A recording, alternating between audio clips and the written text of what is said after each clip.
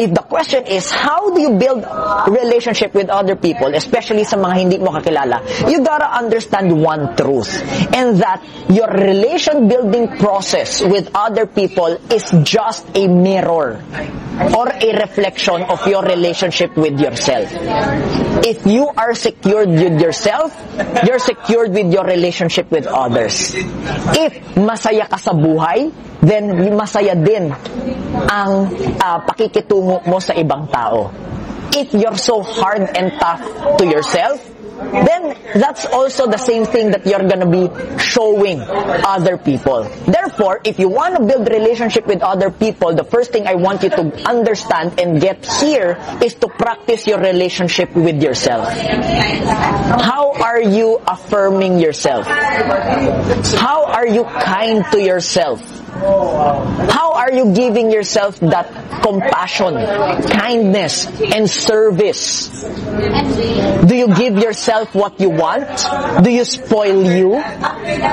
And do you prioritize your own happiness? Do you show yourself that self-love? Because if you practice all of these things, then I will guarantee you, the moment you meet other people, you will also show others that same kindness, compassion, service, and love naturally and effortlessly. Hindi mo ito kailangan ipilit or ipuwersa. It just happens naturally and effortlessly. Bakit? Because you're doing it to yourself. You gotta understand how you deal with other people is simply an overflow of how you deal with yourself. So, simulan mo muna dito sa mga bagay na binanggit ko, then you start showing it to others by extending the overflow, by reaching out to as many people as you can, as simple as yung guard mo sa office, as simple as yung maintenance mo, yung server mo kapag kakain ka sa restaurant. You practice with these people hanggang sa maging natural, hanggang sa maging effortless, hanggang sa maging flow. And because it is already natural, when you meet people, you can simply smile. You start it with smile. Tango ka, you look at them in the eye. You start it with that non-verbal cues. Okay? And then, if they respond back, then you say, hi. Then, extend that same happy, kind, compassionate, and gentle perception or emotion that you're giving to yourself. That's how you build relationship with other people. I tell you, if you want to make your dreams happen, congruency is the key. And when I talk about congruency, the main question here is, unang-una, ano ba yung dinideclare mo sa iyong kaisipan every single day? Ano-ano ba yung lumalabas sa iyong bibig every single day? Kasi kung ang dinideclare mo is mahirap lang ako, o kaya wala akong pera, o kaya ang hirap ng buhay, o kaya malas ako, then it's as if you're cursing yourself. Then no wonder hindi talaga natutupad yung pangarap mo. Now, the very first thing here is to be clear with your declaration. Ibig sabihin, kung may lalabas man sa bibig mo, make sure it encourages yourself, make sure it blesses yourself, and make sure it is a good thing about yourself. Number 2, hindi enough yung declaration lang kasi napakarami namang tao, declare ng declare, I'm a millionaire, I'm a millionaire, I'm a millionaire. Hindi nangyayari. Bakit? Hindi kasi congruent. And when I talk about congruency, kailangan kung ano yung dinideclare mo, ganun din yung emosyon mo. Napakadaming tao, naririnig ko, I wanna be a millionaire, pero yung pakiramdam parang bugnot na bugnot, parang hirap na hirap, talagang problemadong problemado. Paano ka gaganahan yan kung ganyan mo yan dinideclare? No. If you want to make your dreams happen, it's not enough that you just declare about it, but you actually feel it. Ibig sabihin, maniwala kang mangyari yan. In full excitement. Kung hindi ka naniniwala dyan, ba't ka pa nangarap? Ba't mo pa dineclare kung hindi mo naman pala paniniwalaan? If you're gonna declare things anyway, paniwalaan mo. You don't see it and then you believe it. You gotta believe it for you to see it. If you want to see yourself earning your first 6 figures, for example, you want to earn 6 figures a month, 100,000 a month minimum. Paanong kilos? Anong oras gigising? Anong oras matutulog? Pagkagising, no? Paano manamit? T-shirt lang ba? Parang pambahay? Parang bagong gising? or talagang nakaayos? Paano ang workstation? Paano ang home office kung work from home? Magulo ba, madumi, or malinis, maayos, matiwasay? Ilan ang meeting kada araw? Anong ginagawa kada araw? Puno ba ng distraction or puno ng focused work productivity? Kung alin man yung mga sagot mo dito sa mga tanong ko, di mo kailangan ng 100,000 pesos para gawin yan ngayon. Kung gusto mong makuha yung 100,000 pesos, gawin mo yan ngayon na. Para yung 100,000, kusang lalapit, kusang ma-attract. Hindi yung kailangan may 100,000 pesos muna ako, maging six-figure earner muna ako bago ko gawin tong mga to. No, hindi yan mangyayari. You gotta align and you gotta be congruent with your actions. Kasi pag nag-align yung dinideclare mo, yung emotion mo, at yung action mo, then it's gonna be a matter of time.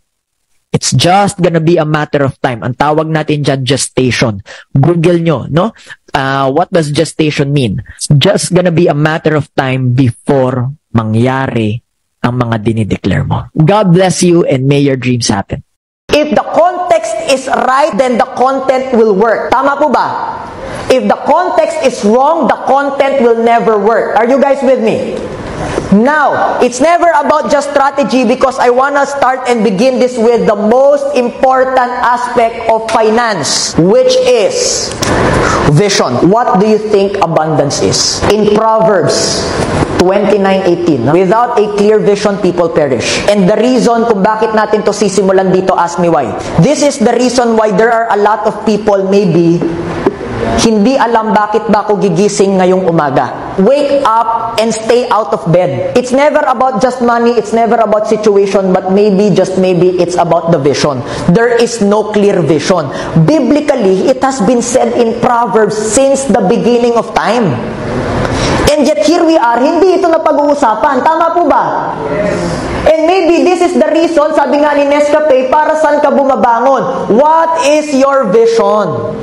Unang-una, I need everyone, and including you, Pipay and Angelina, to understand that 13th month's pay is actually a privilege for Filipinos.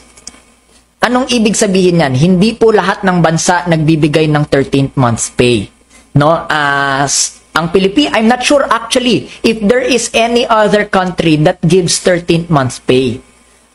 Therefore, ito ay pribilehiyo, no? And na natatanggap ng mga Pilipino because we are Filipinos. So, anong ibig sabihin? Comes with privilege. What comes with privilege, I hope and I suggest will be responsibility as well. Kasi nabigyan na rin lang tayo ng pribilehiyo, then might as well, no? Gawin natin ng tama. Ibig sabihin, wag nating ubos-ubos biyaya because we are not quote-unquote entitled worldwide to a 13th month's pay. Yes, we are entitled based on the law of the Philippines. And wag natin sayangin kasi sayang eh. It's a privilege given to us, no? By being a citizen of this country. Now, that being said, unang-una, if you don't spend, you haven't earned yet. So, ano example nito? October ngayon. Most likely, ang early na bigay ng 13th month pay November 15 for some companies. For some, December 1. For some, December 15. Ang rule number 1 that I'd like to share here, huwag kang bumili ng isang bagay ngayon kasi expected mo may 13th month ka naman. Bibili na ako ng iPhone 14 kasi magkaka 13th month naman. Naku, patay tayo dyan, no? You don't spend money you haven't even gotten yet. That's number 1. Number 2, you allocate a portion of your 13th month's pay for your Christmas. Hindi baliktad. Ang majority of people ang ginagawa, yung 13th month na matatanggap ko, I will set aside a portion to my savings and I will spend everything on Christmas kasi minsan lang naman. Hindi po minsan lang ang Pasko. Every year po siyang nangyayari. No? No? Anong minsan-minsan dyan? Every year tayo nagpapasko. No? So, that being said, hindi pwede na you set aside a portion for your savings and spend everything else. My suggestion, you set aside a portion for your Christmas gatherings and save everything else. Kailangan ba pogi ka para maging successful? Hindi. Kasi kapag nagka-budget ka, pwede ka maging pogi. Ito, budget lang to. Budget lang to. Pag pogi ka, of course, it's an advantage. Di ba? Kasi pogi ka eh. Kumbaga, of course, in terms of people's judgment, mas may advantage ka. Pero, ang problema kasi, marami naman pogi.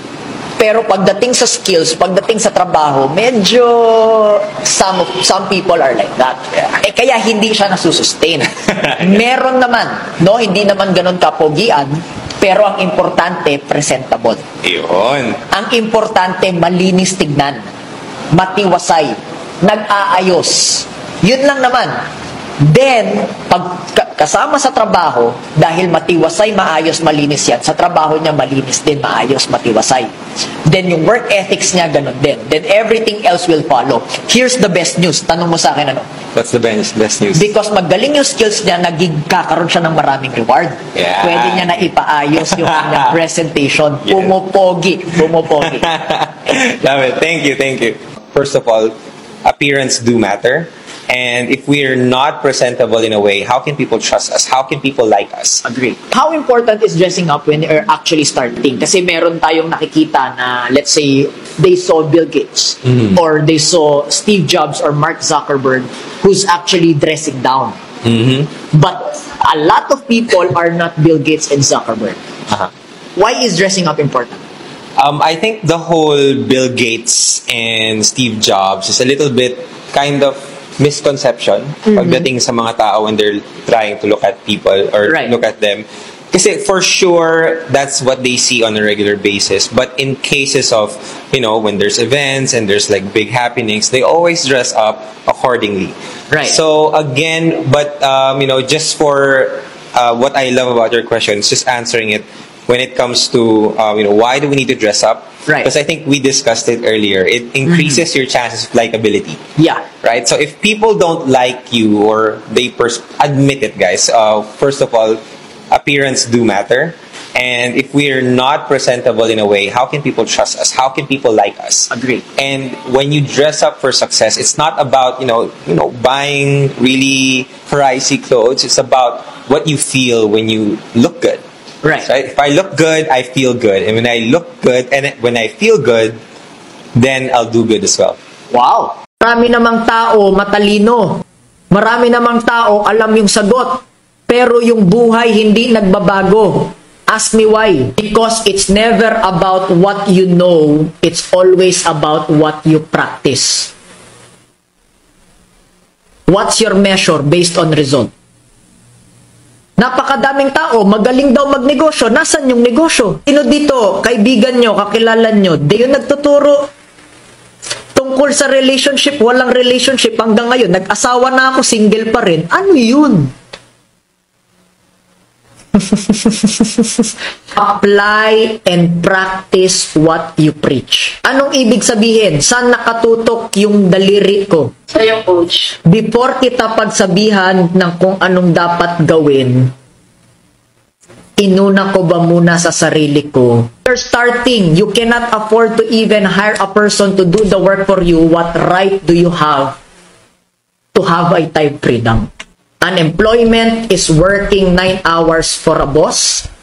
Business is working 9 hours for you. You can commit 9 hours. Time in at 9 o'clock. Di ka pwedeng mali. Tapos yung trabaho mo maganda. Correct? Kasi natatakot ka baka tanggalin. Tama ba? Yung quality of work mo maayos, matino. Kasi ayaw mong mamemo. Tapos, pumapasok ka 9 o'clock. Hindi ka uma-absent. Kasi takot kang mamemo. Takot ka ma-HR. Tapos nagtatrabaho ka 9 o'clock kasi alam mong nakabantay si boss. Correct? If I may ask you, kung kaya mong gawin lahat ng yan sa boss mo, bakit hindi mo kayang gawin sa sarili mo? The only thing I will require you guys here, can I be honest? Thumbs up? Whatever you're doing for somebody else, do it for you. Whatever quality you're giving to somebody else, worst, to somebody you do not even know, nakilala mo lang dahil sa trabaho, kung kaya mong gawin yan sa ibang tao, ba't di mo gawin sa sarili mo? A lot of people are asking me about how to be successful. Okay? And napakarami ng lumabas na libro, fully book, YouTube, TikTok, all of these online courses. Pero I'm gonna be honest with you. There's only one way to achieve success. Isa lang. No? In fact, I will ilalagay ko na lahat ng mapapanood mo sa YouTube, TikTok, Facebook, including lahat ng mababasa mo sa lahat ng bookstore sa mundo, into this one. Without this one, you will never be successful. And with this one, your success is guaranteed. Okay? So, hindi ito paweran, walang hype dito, isa lang talaga. At panoorin mo ito if you truly wanna create massive success. Now, before we continue with that, of course, when we talk about success, let's define it first. Kasi a lot of people will create and have a lot of justification. A lot of people will create a lot of reasoning around what success is. May mga nagsasabi na success is in the high or is open to interpretation. May mga nagsasabi that success is in the eye of the beholder. May mga nagsasabi na iba-iba yung itsura ng success for everybody. Ngayon, kung iba-iba ang itsura ng success for everybody, then that cannot count as success. Kaya siya tinawag na success because it is something that everybody is aspiring for. Now, kung ang success para sa isang tao different than success dun sa kabilang tao, parang hindi. Why should I aspire for something kung napaka maliit lang pala niyan? Diba? Or when we have kids, no, yung mga bata, bakit mo sasabihin sa mga anak mo or apo mo or yung mga pamangkin mo na, you know what, paglaki mo, I want you to be successful. I want you to aspire for success. If it's just gonna be open to interpretation. So it cannot work that way. That's why the very first thing here is to start defining what success is. Okay? Now, let's define success. For me, success is absolute and never relative. Ibig sabihin ng absolute, it's not open to interpretation. It's not up to another person what success means for them. There's only one definition. There's only one absolute definition of success. And that is living the best life that you could ever possibly live in all areas of your life. Okay? Some people will say, di bali ng mahirap, ang importante nagmamahalan. Bakit mo kailangan ipagkumpara? Success is nagmamahalan at maraming pera. Diba? Hindi pwede mo sabihin na ito na yung success para sa akin, yung meron kaming kompletong pamilya pero kahit mahirap, okay na. Ang importante, simple lang. No. That's not what success is. You cannot even, why should people even compare? Diba? Bakit pa kailangan magkumpara kung pwede namang both? Success could be nagmamahalan, kompleto ang pamilya, and maraming pera. Is it possible to be healthy, loving, wealthy, and spiritual all at the same time? Yes. If you're gonna be aspiring for something anyway, why are you not aspiring to living the best life that you could ever possibly live? And that's what success is for me. No? It is an absolute standard of living the best life that you could ever possibly live in terms of your health, relationships, wealth or money, and your life purpose or your spirit. Okay? Lagi nating sinasabi, you can be happy, healthy, loving, wealthy, and spiritual, and having a fulfilled life all at the same time. Hindi kailangan mamili if you could aspire to be living the best life that you could ever possibly live. Alright? So now, the question here is how? Paano nga ba magiging successful? No, alam mo, napakagandang tanong niyan because sabi ko nga during my introduction, there's only one way. In fact, tanggalin mo itong one way na ito, lahat ng mapapanood mo at mababasa mo at maririnig mo will not work. Totoo. Pero, i-apply mo itong one way na ito. Then, gagana na yung nabasa mo, gagana na yung napanood mo, gagana na yung napakinggan mo.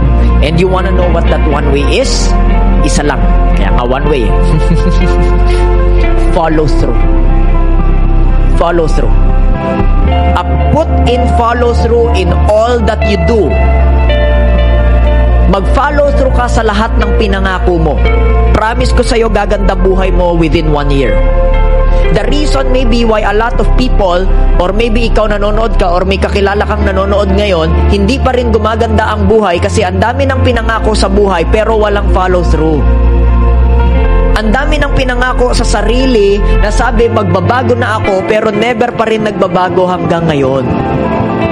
Na mas importante pang rumason, mas importante pang umexcuse, mas importante pang i-justify why your life is not happening, why your dreams are not being achieved.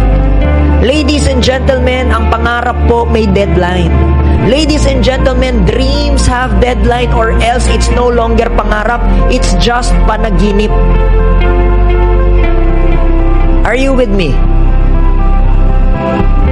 And there's only one way to achieve that, and that is to follow through. Can you imagine if you simply applied this one way? Can you imagine if you simply follow through with all of your promises? Successful ka na siguro ngayon. Mas healthy ka na kasiguro ngayon. Hindi ka dalaw ng dalaw sa ospital. No? Papa-hospital ka lagi. Sabi ng nurse sa'yo, "Ma'am, welcome back." "Sir, welcome back." Bakit? Hindi ka pwedeng suki sa ospital, oy. Or maybe relationships. Baka dumadami na jowa mo, dumadami na failed relationship mo, baka ikaw na yung common denominator. No? I just care enough to tell you this. If you want to be successful, can you imagine if you simply applied follow through in your life? Every New Year, na magsusulat ka ng iyong New Year's resolution, na magsusulat ka ng iyong faith goals. Can you imagine if you simply applied follow through, what would your life have looked like? What will your life would have been like? Ano na kayang itsura ng buhay mo ngayon? A lot of people ang sinasabi nila, una, kailangan mo ng kaalaman. Kasi kapag nalaman mo paano, then you can now start taking action. Then you can now start to create a plan. Then from that plan, you can now start to follow through by taking action. Ako, babaguhin ko, babaliktarin ko. Simulan mo na sa follow through. Kasi kahit anong plano mo, kung walang follow through, walang mangyayari, walang magbabago, kung di ka magbabago. Are we clear? Number 2, simulan mo na sa follow-through ngayon pa lang, ilista mo, no? As a homework. Ilista mo ano yung mga balak mong gawin. Sulat mo na ngayon, tapos gawin mo na. Kaka-overthink mo, wala nang nangyari. Kaka-overanalyze, ano na nangyari, besh? Are you guys getting this? Follow through it first. And then maybe isulat mo dyan, Coach Migs, hindi ko alam kung anong gagawin. Okay, ilista mo yan sa mga bagay na ipa-follow through mo. Learn how to X, learn how to Y, learn how to Z. Then start following through. Lalo na with the age today, there's already AI na who's smarter than all of us. There's already machine learning, artificial intelligence that can work for you. In fact, no, in my own company, 20% of my staff are now AI. They're no longer humans. Why? Mas magaling, mas matalino, mas mabilis, wala pang arte. Now that AI can work for you, now that machine learning can now work for you, siya yung tanungin mo, how do I do this? How do I do that? And then, start to research. Doon ka manood ng YouTube, doon ka magbasa ng libro. Pero simulan mo muna sa number 1, follow through. Ibig sabihin, pag sinabi mong gagawin mo, gagawin mo. Kapag sinulat mong gagawin mo, gagawin mo. Hindi bukas, hindi sa makalawa, ngayon na. You start that, I will tell you, your life will change next year. Yan lang ang only difference between successful people and brokies. I tell you, follow through. Simulan mo sa follow through, then sundan mo sa how to. Then start researching how to, dahil may follow through ka na, automatically lahat ng mga makakalap mo na information, lahat ng mga makakalap mo na data, alam ko, aaksyonan mo, tutugunan mo. You will be in the field, you will go start taking action. Why? Because you have followed through. Yan lang promise ko sa'yo.